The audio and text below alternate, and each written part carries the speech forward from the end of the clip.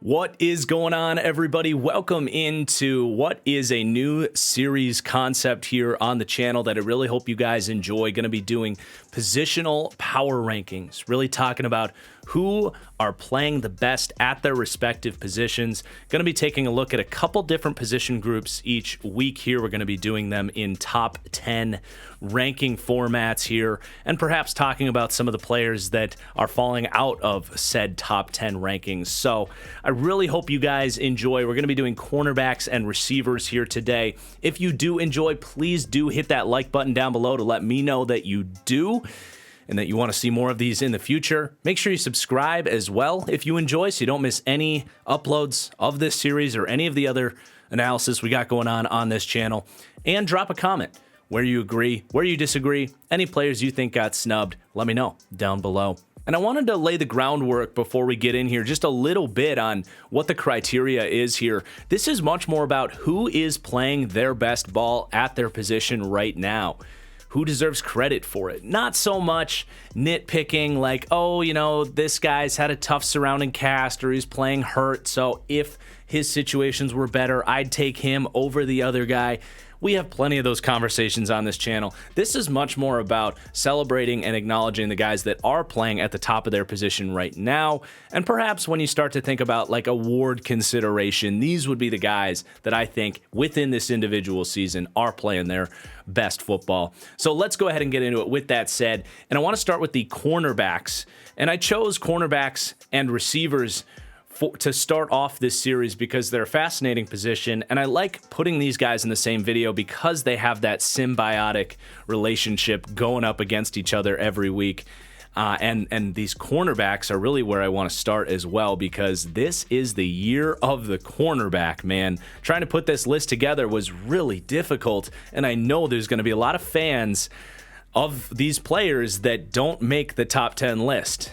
I hope I mentioned your guy in the honorable mentions and you're satisfied with that, but I'm serious. There are some really impressive cornerback performances this year, and we could have done a top 20 if we had time for it and really wanted to. But with that said, let's get into the top 10 cornerbacks. Number 10 is Jaire Alexander, who, if you asked him, he would say number 10 is a disappointment. This is a player paid as the top corner in football and expects to be one of the 3 to 5 best at the position consistently. Now, he gets dinged ever so slightly here because he has missed a game and a half, and in his most recent performance, Terry McLaurin did get the best of him. Now, Terry McLaurin is a special talent, and those catches were pretty tight coverage. That was just a good throw and an even better catch. But 67 of Jaire Alexander's 191 yards allowed did come against Terry McLaurin in Week 7, and that lone touchdown allowed. Outside of that matchup, when the Packers allow him to go man-to-man, he has been locked down, has still gotten his hands on plenty of footballs, so I still think Jaire looking like a top 10 corner this year. Then number 9. Didn't really think of this guy at first until I started to do some research, but Chidobe Awuzie comes in at number 9. 6 pass breakups on the season, has yet to allow a touchdown. He's just been very sound. Now, when he does get beat, it has been for bigger plays, so perhaps that lowers him down the list a little bit, but I still think making the top 10 is impressive for Chidobe Awuzie, who last year broke out in a way for a Bengals defense that was impressive. So Chidobe Awuzie kind of quietly repeating a very impressive performance from last year. Then number 8, Trayvon Diggs of the Dallas Cowboys. Gonna give Diggs some love here. I've been tough on Trayvon Diggs because he did lead the NFL in yards allowed last year while also leading the league in interceptions. But coming in this year, I think he's worked on his craft a little bit. I think he has measured that aggressive approach that he has ever so slightly to the point where he's not getting roasted quite as much in coverage. Now, he is going to show up allowing the most yards of any cornerback in this top 10 list. So there's still a little bit of that truth to the fact that on a true like shutdown corner perspective, no, he's not necessarily shut down, but he's been much more consistent in that regard, and the ball skills are still there. Tied for second in the league in pass breakups, still 3 interceptions. You see those ball skills show up consistently. So Trayvon Diggs having a really good year. Going to get some love here making the top 10 corner list. Then number 7, another player that perhaps is not getting his flowers, which is why I love this series. DJ Reed, cornerback for the New York Jets. This is a high ranking of number 7 for DJ Reed, but he absolutely deserves it. Only 188 yards allowed this season, under 10 yards per reception. He's got 4 pass breakups and an interception. The beauty of DJ Reed is that he's kind of like a rookie in a way, in that, yes, he's a veteran. He's been in the league for years, but typecasted early in his career, 5'9", shoved into the slot. That's not his skill set. He loves playing off-zone coverage on the outside, played it a little bit in San Francisco a couple years ago, but they didn't believe in him to play outside at 5'9". Seattle did. He played great in Seattle, was one of the best corners in the NFL last year, but how much did we really believe in it from a fifth-year player? Well, the Jets did. They pay him, they keep him on the outside, and he is paying returns. He has been locked down for that Jets secondary that's been so impressive this year, and I think DJ Reed is here to stay. He is one of the quickest players in the NFL at this position, not just physically, because he has that quick twitch athleticism to snap onto routes and break up balls, but mentally very, very sharp, squeezes routes, anticipate routes, and it shows. So DJ Reed getting his flowers here. And then before we get to the number 6 player here, I want to talk about some honorable mentions that aren't going to make this list. Some young players playing really good football right now, getting their hands on some footballs. Jack Jones and Tariq Woolen definitely deserves honorable mentions.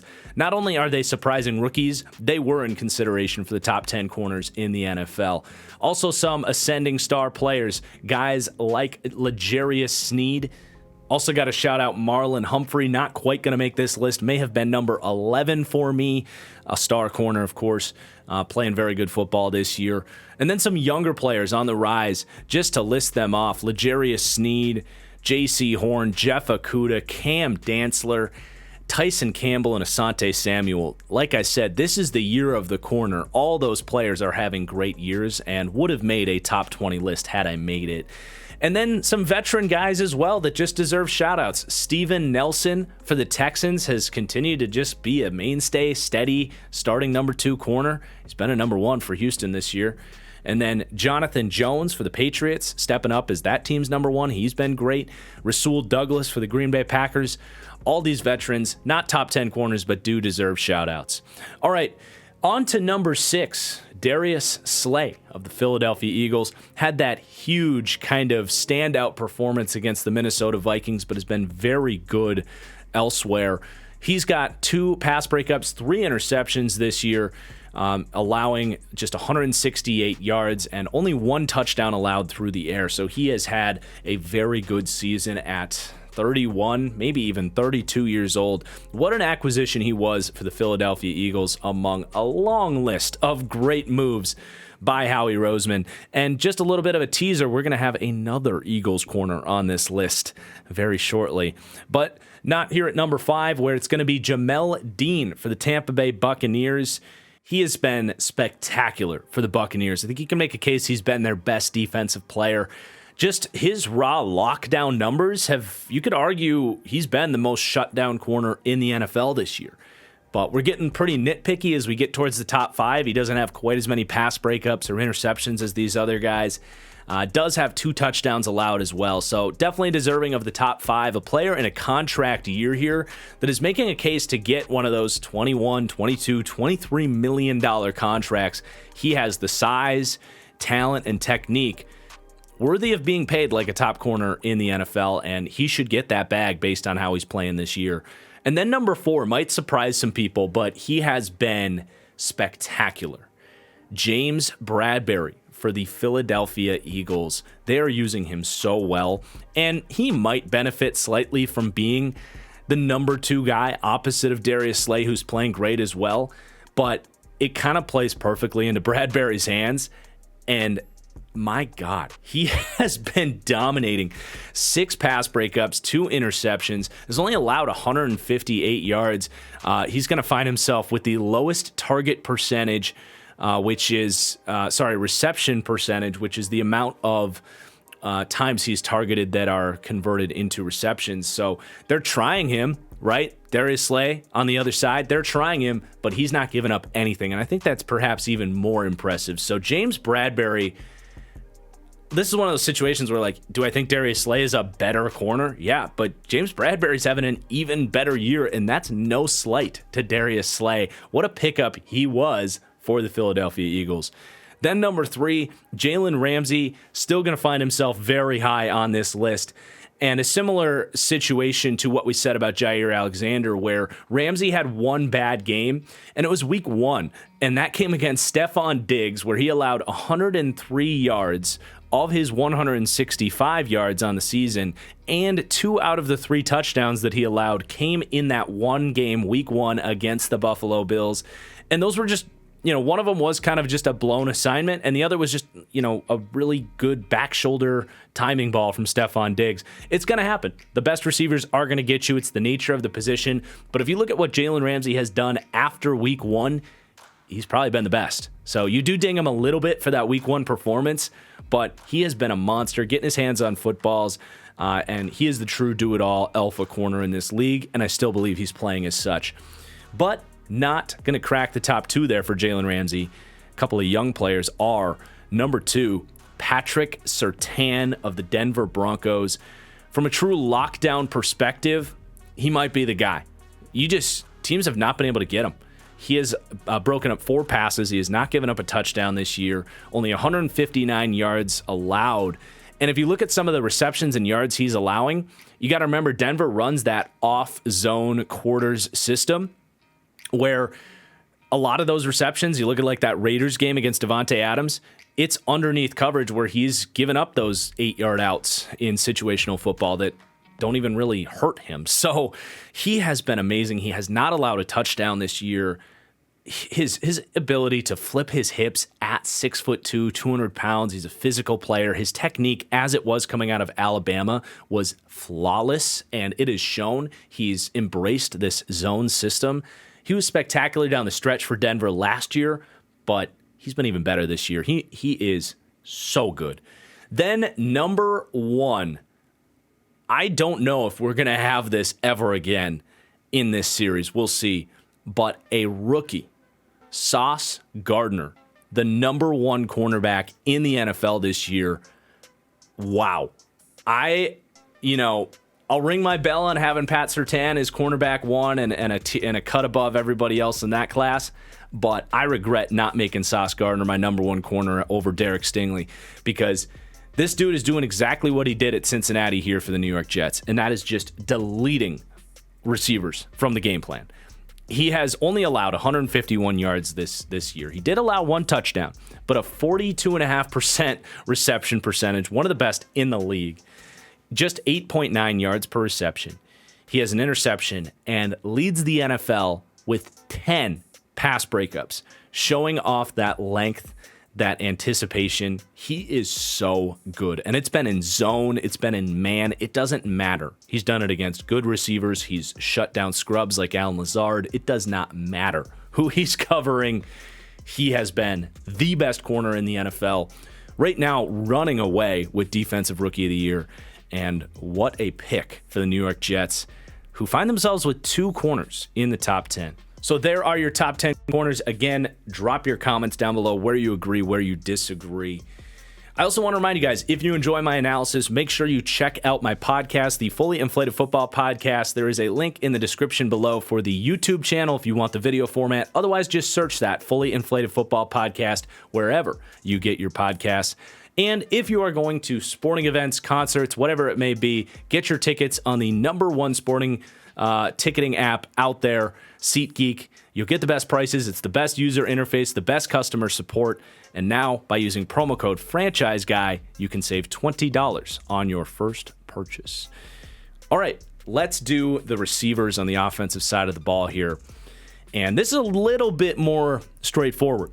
I didn't find quite as many surprise names here. It's more a situation where the great receivers, they're stepping up. They're playing like top 10 receivers, but let's rank them nonetheless, starting with number 10. And this is a guy that I wasn't sure was going to make the list, and that's Jalen Waddle for the Miami Dolphins. I mean, his production has been off the charts. He's been a little bit more streaky, but his fit within that Dolphins offense is so hard to defend. Him and Tyreek Hill just basically doing the same thing from opposite sides. But 270 yards after catch, 621 yards on the year. I mean, the dude's just producing at a top 10 level. There's no other way to put it. And his explosiveness, his athleticism, his route running, it makes him a top 10 receiver this year. Then number 9, Deebo Samuel. He's a tough player to rank because about a third of his yards come on the ground as a runner, but he is listed at receiver, so I do think he's still a top 10 receiver in the league. He's going to find himself with the least yardage out of any player on this list, but 289 of his 386 yards coming after the catch. A truly unique receiver. He does find himself with 4 drops. His contested catch percentage there, 37.5%, is a little bit lower, so his true impact as a wide receiver itself, not necessarily top 10, but you can't ignore his incredible ability after the catch. You look at that Rams game, there's no way they win that game without Deebo and what he does in that game. So he is a difference maker at the wide receiver position, got paid to be that, and I still think he's a top 10 player at the group. Then number 8, someone whose production might not necessarily justify top 10. I think it's close, but I think you look at his impact on the team, and I think it does, and that's DK Metcalf.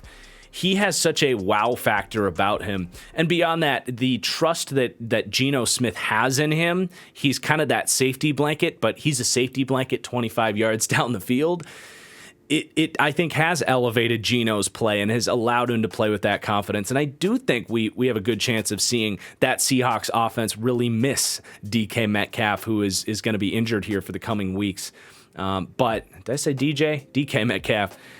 But, I mean, there is not a more difficult vertical cover in the league outside of maybe Tyreek Hill. But even then, his size, his speed, his ability to body players down the field. You also see him drawing a lot of penalties down the field as well, more than I think anybody in the league. So that's a factor here as well. It's not that he isn't producing, but I do think his impact on that Seahawks offense that's been such a pleasant surprise warrants him getting put in the top 8 here. Then we have Ja'Marr Chase, who unfortunately probably not going to find himself on this list if we do it again here in about 2 months because he's going to miss time. But to this point, he has been healthy, and especially if you look at him the last 3 weeks, he's maybe been the best receiver in the NFL just through the last 3 weeks. And he's got the whole package, right? He's got the size, the route running, the run after catch really stands out. He wins contested catches. His contested catch percentage right around 50% there. It's really good. He's Joe Burrow's number 1, and it just sucks that he got hurt. I do think that is a knock on the Bengals offense, as we will see moving forward. But Ja'Marr Chase has had no slowing down here in year 2 with Joe Burrow. Then number 6, A.J. Brown, the Philadelphia Eagles, the acquisitions, Howie Roseman, just such a big staple of how that Eagles team is performing, along with Jalen Hurts and the step he's taken up. But I do think him having a guy like A.J. Brown playing at the level that he's playing has helped elevate Jalen Hurts. And A.J. Brown's very similar to Ja'Marr Chase in a lot of ways. You can line him up anywhere. He can contribute as a deep threat. We saw him in that Lions game early in the year, win on a streak, a contested catch down the sideline vertically, and then they really lean into his dominant ability over the middle of the field. So slants, crossing routes, just such a tough cover in that part of the field. And then they design looks for him as well on screens and stuff, where he does have 229 yards after the catch. So A.J. Brown's been one of the premium receivers in the league this year. Kind of questionable that the Titans gave him up, but certainly not questionable that the Eagles went and got him. Then number 5, Davante Adams was number 1 last year, and I still think he has been he's been Devontae Adams. He just doesn't have Aaron Rodgers throwing him the football. So those numbers have come down a little bit. He is a little bit more of a precision player, although this year he's coming down with 2/3 of his contested catch opportunities. So he's continued to kind of show what he did in 2021, where just, even if he's covered, he's open, and that's pretty special. Now, the yardage has been down. The consistency has been down. I don't know how much of that is on him, but again, that's not the point of this series. We're trying to look at who are playing at the top of the position right now, and while Adams still makes the top 10, I think for him, he would say it's a little bit disappointing. I think he expects to be the best receiver in the NFL. And then number 4, Justin Jefferson. The top 4 here, it's starting to get pretty chalky, honestly. Justin Jefferson, sure, the contested catch percentage down to 33%. That's not where he's been at in his career. He does have 3 drops this year, but beyond that, he's been special, man. Those staple crossing routes where he's catching the ball, outrunning defenses for touchdowns. He's got 293 yards after catch this year. That Vikings offense is not what it is without Justin Jefferson. We know that. He's been a top 5 receiver since he came into the league, and that has not changed this year. Then number 3, Cooper Kupp. He gets that profile as just being kind of a big, tough, white slot receiver, but he continues to impress, man. I want to shout out his ability to get from 0 to 60. I think he might have the best acceleration of any player in the league, maybe not named Tyreek Hill. He also shows off impressive speed. He's been able to stack receivers vertically. He outruns the entire Cowboys defense after he catches a crossing route for a long touchdown. So you can't sleep on his speed. And that contested catch percentage, the best out of anybody on this list, at almost 65% of his contested catches he's coming down with. So he's a really special player, coming in at number 3 this year. Then number 2 for me is Stephon Diggs, who I think has taken another step up this year with his chemistry with Josh Allen. He's always been one of the best route runners, one of the best athletes, one of the best elevators for the football in the league. And even then, he's not coming down with as many contested catches as he has in years past. I think that number comes up. But really, what has set Stephon Diggs apart is that back shoulder chemistry with Josh Allen. And beyond that, just this rare ability to find holes in zones. Josh Allen is such an improvisational player. He loves those off-script backyard football situations. And Stephon Diggs' ability to be on the same page with Josh Allen to get to the weak spots in zone coverages in those backyard football situations, it's different, man. So Stephon Diggs climbing the ranks. He's going to come in at number 2 on the season. And then number 1, Tyreek Hill. I mean, this dude's insane. He leads the NFL in yards by about 108 more yards than anybody else. 105. My math's a little bad on the fly here, but goodness, man. 57 receptions, 773 yards, and he's doing this with 3 weeks of backup quarterback play. He's insane. He's the toughest cover in the league. He's Tyreek Hill, dude. We don't need to analyze it. We know how freaking good this guy is. He's been the best receiver in the NFL. Dolphins made a hell of a move to go out and get this guy. They are not where they're at without Tyreek or Jalen Waddle, who also made this list, but especially Tyreek Hill. So there are my top 10 wide receivers. It got a little bit more chalky. Might be some disagreement. We'll see. I didn't do my honorable mentions, so let's do that before we get out of here. Amon-Ra St. Brown probably would have made it over Jalen Waddle if he didn't miss more time.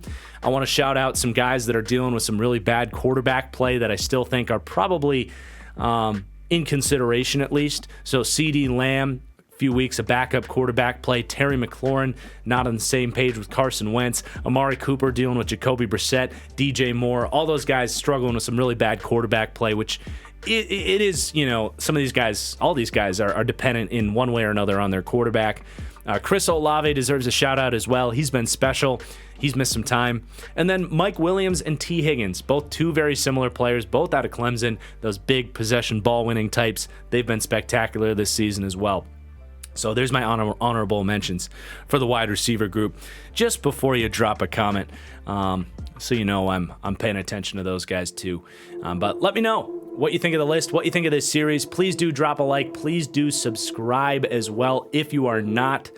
And that's all we got. I appreciate you guys for watching, and we'll see you for the next one. Peace out.